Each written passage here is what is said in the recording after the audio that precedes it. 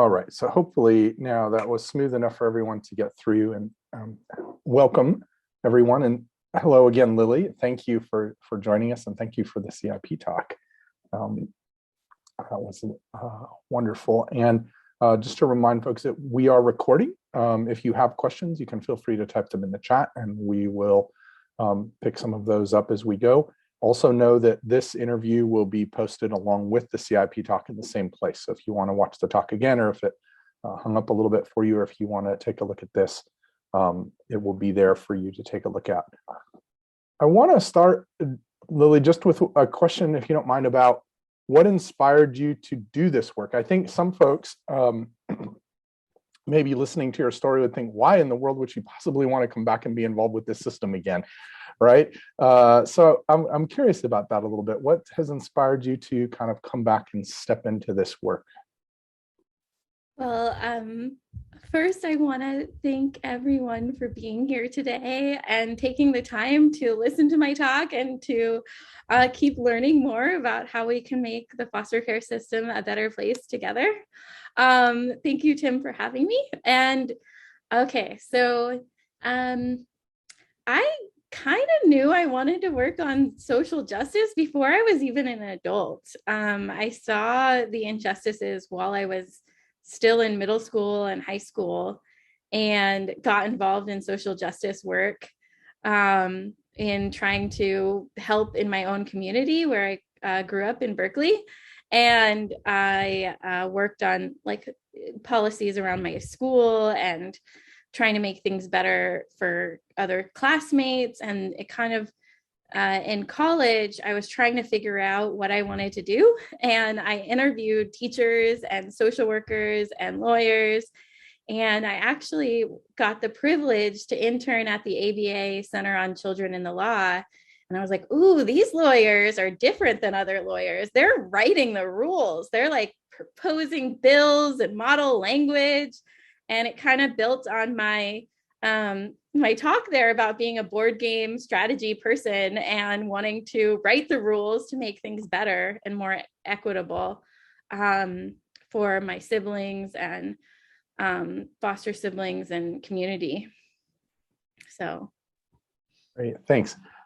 That makes me wonder, when you, it sounds like both when you were at the ABA, I would guess, and also as you do your other work, you might find yourself sitting around some tables where people are making decisions about these things, where maybe you're the only person with lived experience as a professional, or the only, I'm curious what that's like, because we have folks sitting around the table who might have a lot of formal education, maybe even a lot of formal education about this particular area, but they don't have the same perspective that you do as someone who has had that experience. And I'm just kind of wondering what goes through your head? What's that like for you?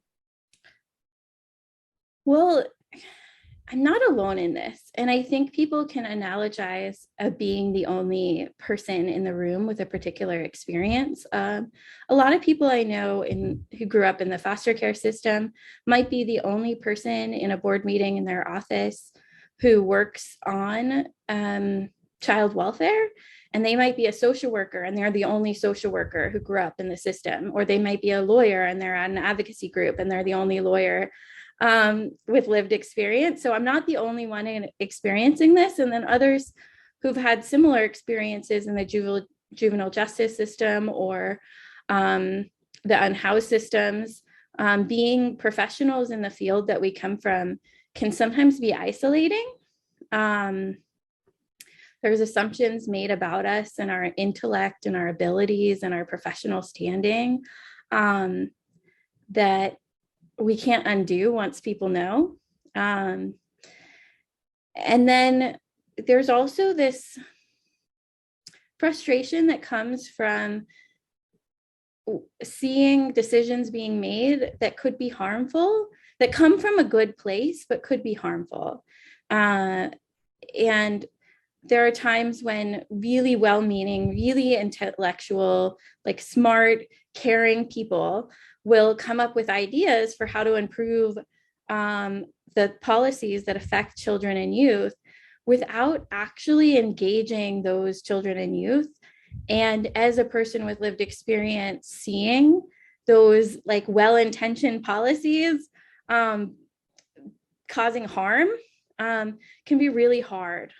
A lot of my colleagues have what I kind of coin as re-triggered primary trauma.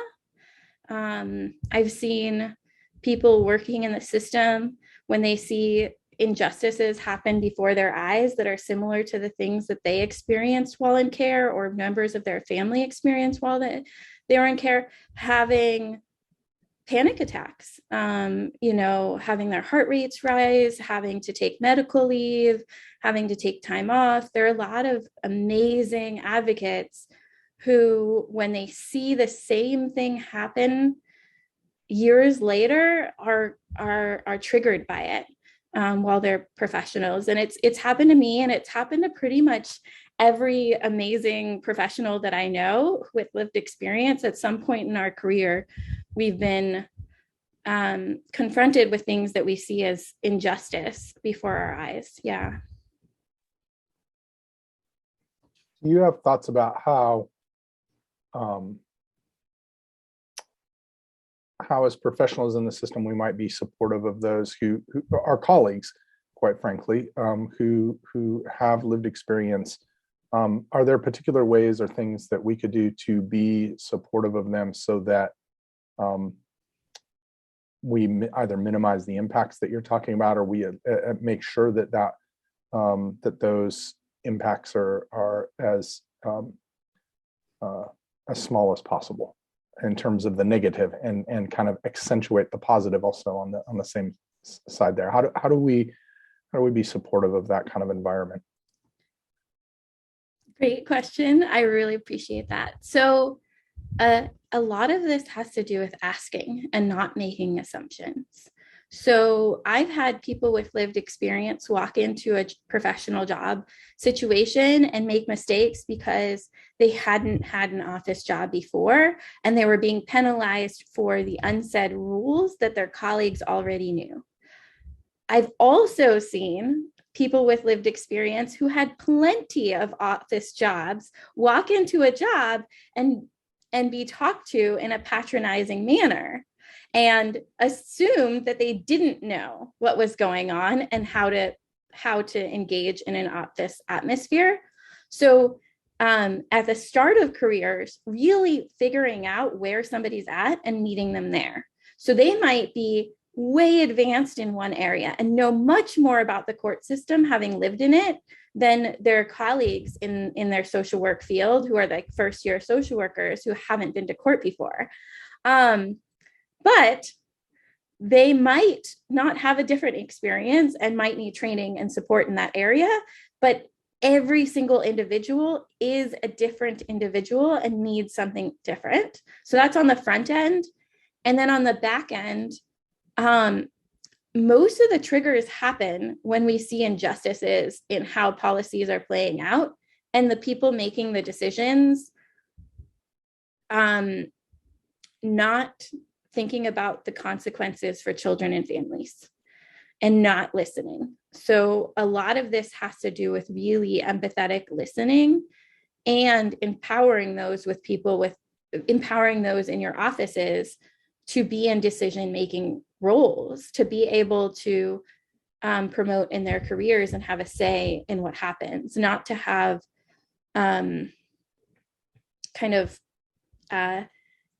not to be the poster child for foster youth or lived experience, or if they're LGBT or a person of color or an undocumented or have a history of being undocumented, like not making them be the poster child or the poster professional, but actually giving them the power to make some of the important decisions about where funding goes and what policies your organization adopts. Thanks. That's helpful in terms of how to think about being helpful, right? I'm curious if you could tell us a little bit about, in your experience, kind of like, what do you see differently? And that seems maybe like an odd question, but I guess the way I think of it is like this. I know, for instance, I have a friend who's an architect, and if we go some places and we walk down and we look at buildings, he sees so many different things that I just don't even see. I don't even know exist. Or I have another friend who happens to know a lot about uh, uh,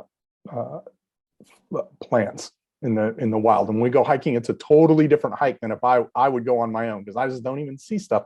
And I wonder, from the lived experience lens, most of us, by definition, most of us don't have that experience. So I don't know what it looks like when I go into a courtroom or an office or a law firm, what it looks like if I had those glasses on. Are there particular things that you see or that you notice that you think most of us just miss? All the time. And it really depends on the person's lived experience. I'll give two examples. So walking into a courtroom. Okay. So I think a lot of professionals think that if you have a family space, you've done your job, everything is handled when it comes to youth engagement or family engagement. However, there are things that can make a courtroom space, like the waiting area, very different. One is, I think most professionals have not considered that there should be separate spaces for youth and the people who may have abused them. We have all of those individuals usually waiting in the same areas. Sometimes they separate children and adults, but they don't necessarily separate children from other children who may have abused them. Or they have one waiting area with all the individuals waiting. So when young people have to go to court, they may be in the same space as the person who abused them. And that may be something that they want, right? Like it might be a situation where it was physical abuse and they want to be near their mother or their father, and they want to be in that same space. But it could be sexual abuse and they don't want to be in that same space. But we don't think about that as professionals. When we walk into court, we go, oh, there's a family room. Great, that's perfect. But we don't think, does this individual child, which might have a different opinion than their sibling, feel safe here? And it could be a different answer for one kid than another. And that's just something that professionals don't think about. And then another big area is for young people when they go to court or when they're talking to their social worker or their lawyer, a really important thing is that they're addressed by the name that they want to be called and their pronouns. I've seen amazing lawyers and judges give talks and trainings and help other lawyers and judges do youth engagement. And they hadn't thought that a pretty significant portion of the people in foster care don't identify with their name on record or have names that are difficult to pronounce. Young people remember that literally years later if a judge mispronounces their name, or if they use the wrong pronouns, or they use their birth name that may be associated with one or both parents who abused them, and they go by a new name now. So that's not something you're going to see in the paperwork. You're going to see, John Doe came to court, and the judge talked to John Doe, but you might not know that Joanna does not like to be called John, and she doesn't use Doe anymore because that's not the name she goes by anymore. She goes by Joanna, Smith, and she's, very uncomfortable being mislabeled in the courtroom for either gender or racial or cultural background reasons or abuse. The name being used doesn't line up. So I appreciate that peek in. I know there are lots of other things. Those are just like two things that people just don't even think about, but it starts the conversation wrong if you're not asking people what they like to be called. Yeah. Well, it also seems to me to touch on another issue that you talked about in your talk around the idea of legitimacy, right? So if in order for me to feel that the system's legitimate to a certain area, I have to feel like I'm getting a fair deal, right? That I'm getting a say, that I'm getting, there's lots of things that go into that. I'm curious, kind of from your perspective, what do you think drives for youth and particularly youth with lived experience? what drives the idea of legitimacy for them? How do they think about that? So I think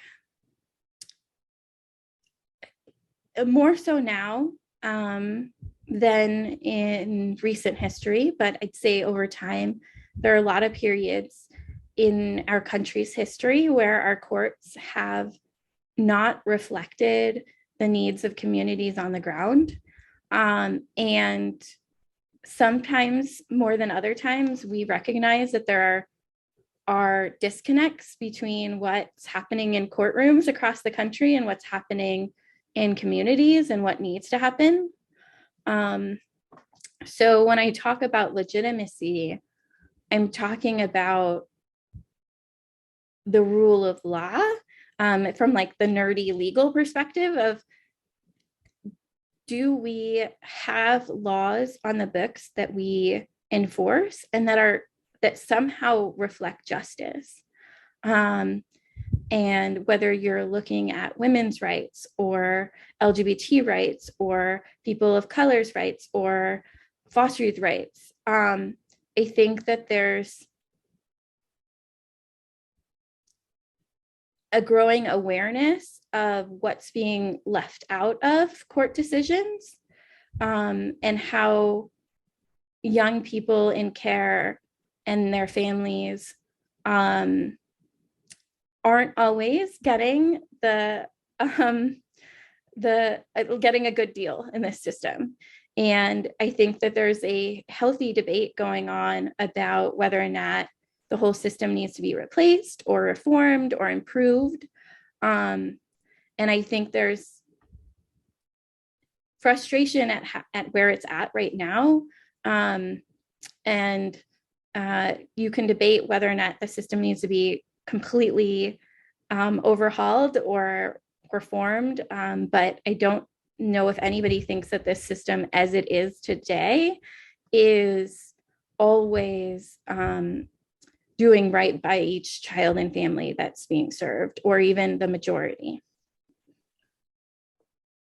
So I wonder, in your mind, I heard you say two things in your talk. One, a fondness for maps, and two, for strategy games, maybe more particularly. So what's and I'm guessing you might have thought about a strategy or a map, if you will, of getting to that greater system legitimacy. What are the road posts that way? Like, what do you see kind of moving forward as if we want to move to a system that is better, and whether that's completely doing away with what we currently have and building something new, or reforming what it is, or whatever? Like, where are we trying to get to in your mind? So the strategy board game, or the route to get there, is literally the slower route, which is asking each individual child and family about their needs and making sure that they're informed of their rights and the services they're entitled to. And when their rights and the services they're entitled to don't line up with their needs, then we need to change the laws and implement better services. So although some folks want to just completely dismantle the foster care system, I do think that we need a space when children and youth are abused and neglected, that they have alternate places where they can live. Brian Blaylock once said, foster care is like a hospital. You don't want to have to go there, but when you need to go, you want to be, easily admitted and served in by that hospital. And I think there are many children and youth, disproportionately youth of color and disproportionately LGBT youth, like especially in the Bay Area where I'm from, where they've experienced abuse and neglect potentially as teenagers, and they're homeless and unable to access foster care as an alternative placement to the streets, and they're unable to get the care and compassion and alternate quality parenting that they deserve when their family of origin was unable to provide that. So it wouldn't be an across the board, everybody doesn't get foster care or everybody gets foster care. And within foster care, it wouldn't be everybody should get adopted or everybody should get guardianship or everybody should live with kinship. Because when you make these across the board assumptions, you end up harming large swaths of the population.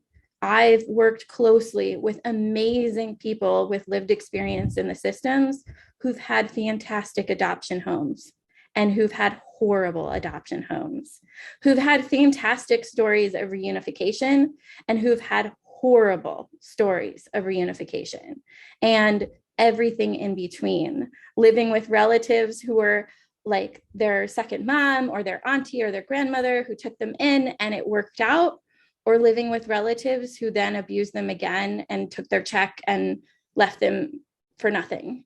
And so we really, really can't make across the board policies for children and youth. We really have to do the hard work of doing the individualized assessment for each child, each family, and take the time to get to know them and the people that care about them so we could build on the strengths of that child and that family and that community.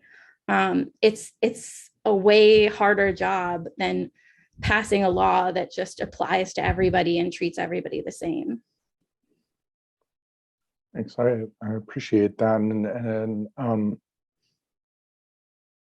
I appreciate that on the strategic side, kind of looking at big. I want to, for a last question here, just because we're getting a little short on time, thinking a little bit about kind of on a more tactical level, what gives you hope here? Is there a particular project or an idea that's being implemented, or something that you think, this gives me hope that this, at least this one thing, is moving in the right direction?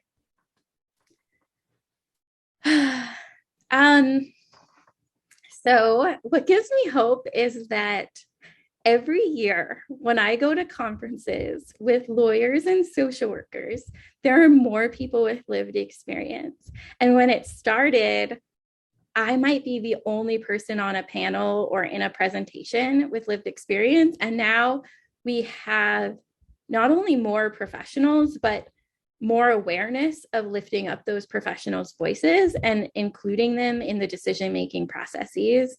And it's trickling down into the policies that are being made. We have amazing advocates at the state, local, and federal levels within government agencies and nonprofits working to change the system.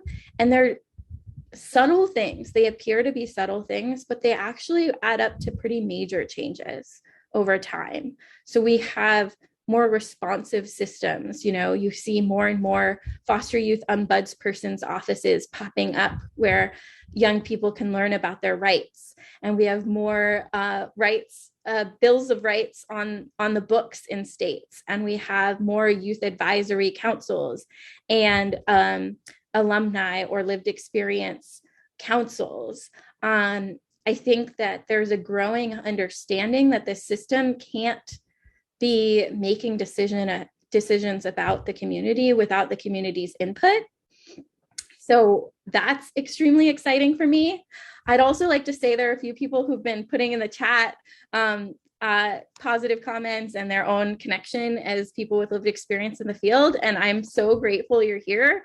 And I wanted to just say that I do provide that free confidential mentoring and support to people with lived experience in the profession.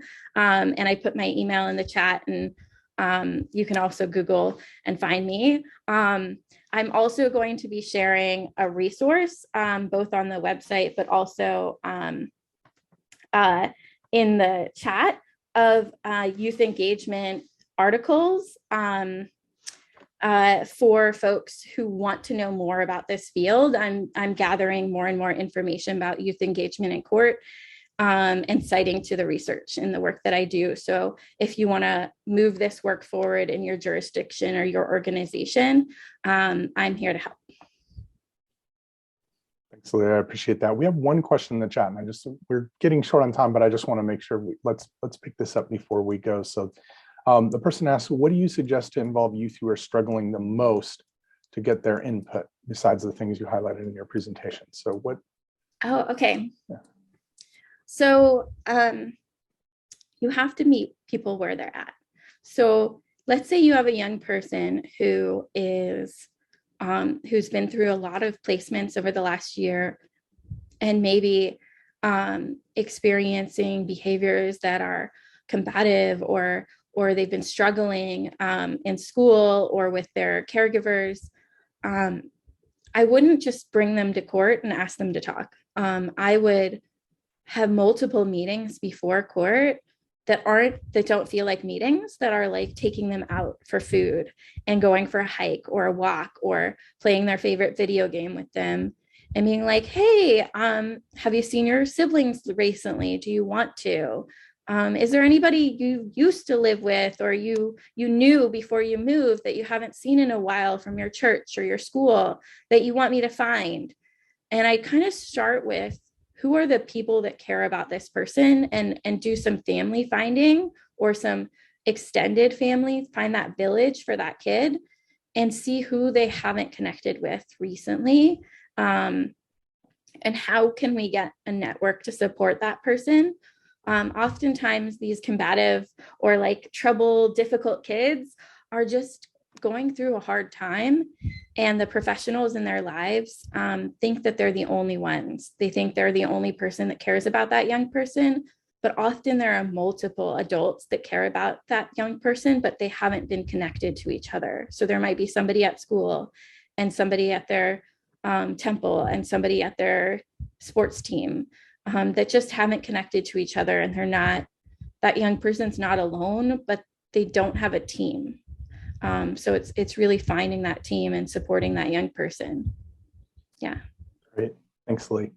Well, I'm looking at our time and I think we probably need to wrap up here. And I want to say thank you, Lily. I know for many of us on the call here, when I think about things that give me confidence that our system's transforming, it's hearing from you, people like you who have ideas that they're willing to bring to the table and to really invest in making things better for everyone. So thank you for taking your time out to do this with us. Thank you for being so generous to let people know where they can connect with you if they want to talk with you further. And thank you to all of you who attended today, and know that this will be posted. Feel free to forward it on to your colleagues, and we will talk to you all again soon. So thank you. And with that, we'll conclude our interview.